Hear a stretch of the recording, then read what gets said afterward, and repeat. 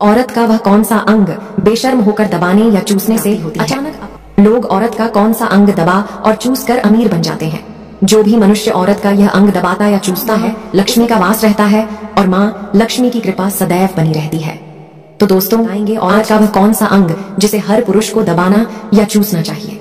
दोस्तों, आप सभी का स्वागत है ज्ञानवर्धक जानकारी भरी वीडियो में। दोस्तों, आपको पता चल ही गया होगा कि आज की वीडियो में हम क्या सीखने जा रहे हैं। दोस्तों, चैनल को सब्सक्राइब लिखना ना भूलें। साथ ही इस वीडियो को जो लाइक और सब्सक्राइब करे, लक्ष्मी माँ उसके घर पर सदा कृपा दृष्टि बनाए रखे। एक बार की बात है, एक गांव में शिव नाम का व्यक्ति रहता था। वह अपनी पत्नी से बहुत ज्यादा परेशान था क्योंकि उसकी पत्नी बात बात पर हमेशा उसे ताना मारा करती। क्या घर में खाने तक को कुछ नहीं है।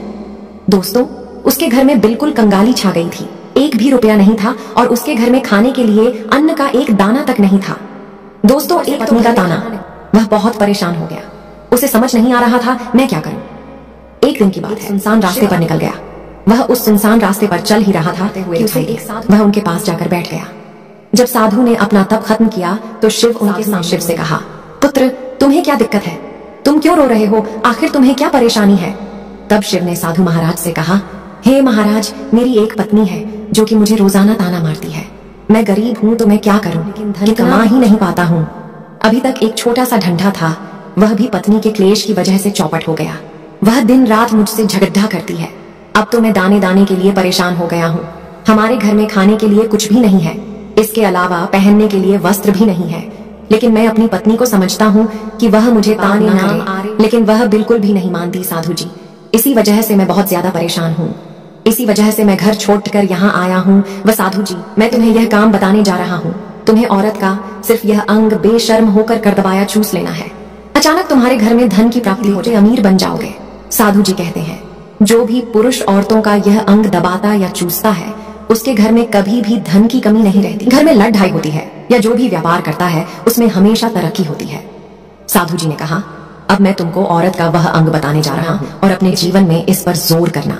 तब शिव साधु जी महाराज की बातें बहुत गौर से सुनता है और कहता है, जितना जल्दी हो सके मुझे यह बता दो दोस्तों।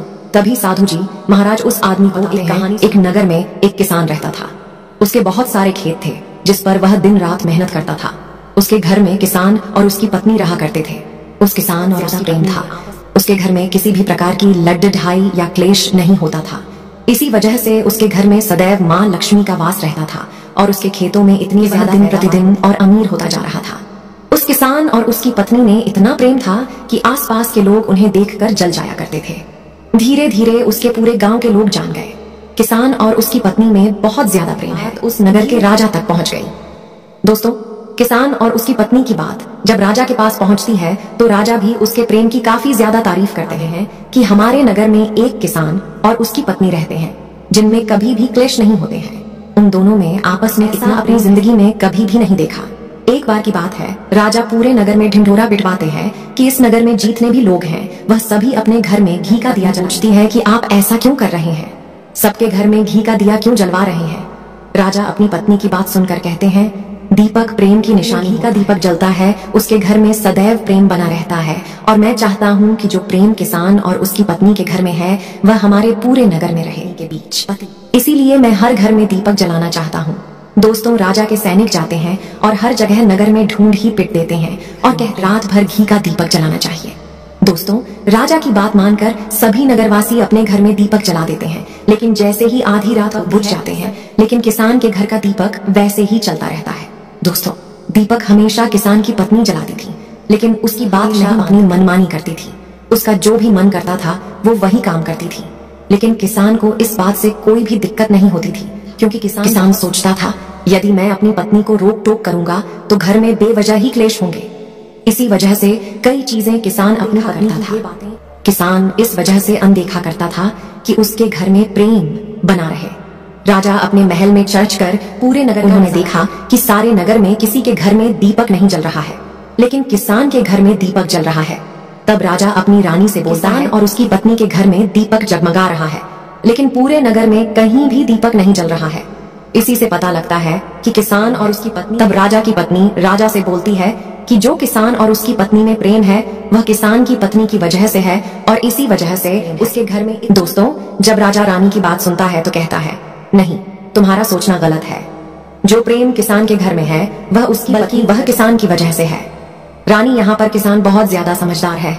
आपका सोचना गलत है और यही वजह है जो कि उनके घर में कभी भी दोस्तों, राजा कहता है किसान समझदार है और रानी कहती है किसान की पत्नी समझदार है। दोस्तों, इसी तरह कुछ देर चलता रहा। किसान समझदार है, रानी कह रही थी किसान की पत्नी समझदार है।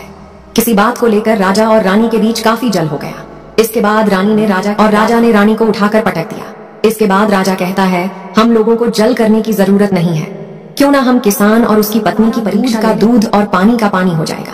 लड़ाई करने के बाद इस बात पर राजा और रानी दोनों सहमत हो गए और दोनों की परीक्षा लेने के लिए तैयार महल में जाता है और एक पुरुष सैनिक को बुलाता है और पुरुष सैनिक से बोलता है कि तुम किसान के पास जाओ और जो जो प्रश्न मैं तुमसे बोल रहा हूं देना। वह पुरुष सैनिक बोलता है ठीक है महाराज। अब पुरुष सैनिक राजा की बात सुनकर किसान के पास जाता है। उस समय किसान की कुछ तबीयत ठीक नहीं थी, इस वजह से वह खेतों पर नहीं गया था। इस समय पुरुष सैनिक किसान के घर पहुंच जाता है और राज दरबार से आया हूँ, राजा साहब ने मुझे भेजा है। दोस्तों, किसान कहता है बताइए मैं आपकी क्या सेवा कर सकता हूँ, आप बैठ जाइए। तब वह सैनिक बोलता है कि नहीं, तुम कुछ भी मत लाओ, मैं राजा का सैनिक हूँ, बस आपके पास राजा का समाचार लेकर आया हूँ। तब किसान कहता है सैनिक आप मुझे बताओ राजा साहिब ने मेरे लिए क्या समाचार भेजा है। सैनिक कहता है किसान, राजा साहिब ने यह बोला है कि यदि देते हो तो राजा जी आपको बहुत सारे हीरे जवाहरात और साथ में तुम्हारे जमीन से 2 गुना ज्यादा जमीन राजा जी आपको, अलावा राजमहल का आधा हिस्सा भी आपको दिया जाएगा। लेकिन जो किसान ने जवाब दिया वह सुनने लायक है। किसान ने कहा अपना पूरा राजमहल मुझे क्यों ना दे दे, लेकिन मैं अपनी पत्नी को नहीं छोड़ूंगा, जाओ और अपने राजा से कह दो किसान ने ऐसा कहा है। सैनिक बातें बताता है। इस समय रानी वहां पर सैनिक की बात सुन रही थी। सुनने के बाद रानी ने कहा आपने किसान की तो परीक्षा ले ली, लेकिन किसान की इस तरह से हम कैसे पता कर सकते हैं कि कौन समझदार है। इसके बाद रानी ने कहा अब मैं भी किसान की पत्नी की परीक्षा लेना चाहती हूँ, तभी पता चलेगा कि कौन समझदार है।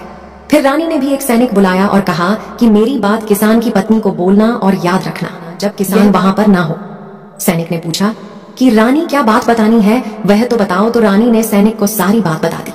सैनिक किसान घर में आवाज लगाता है तो उसके घर से किसान की पत्नी निकल कर आती है और कहती है बताओ क्या हुआ, क्यों ढिंढोरा पिट रहे हो। तो मैं आया हूँ, मुझे रानी ने भेजा है।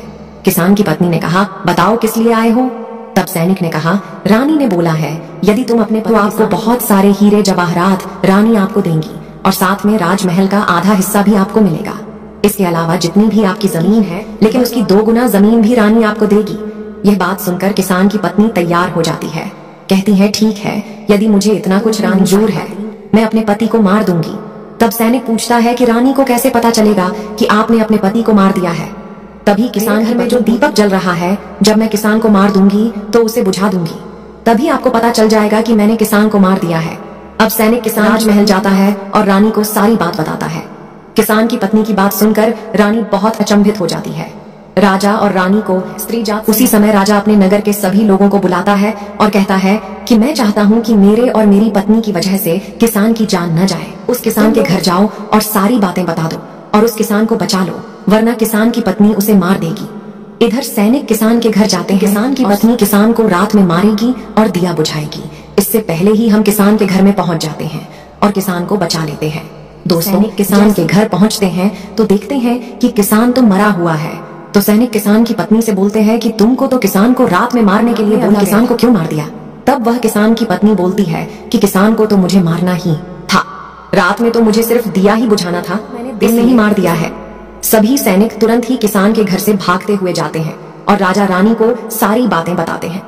राजा और रानी क्रोध से आग बबूला हो जाते हैं।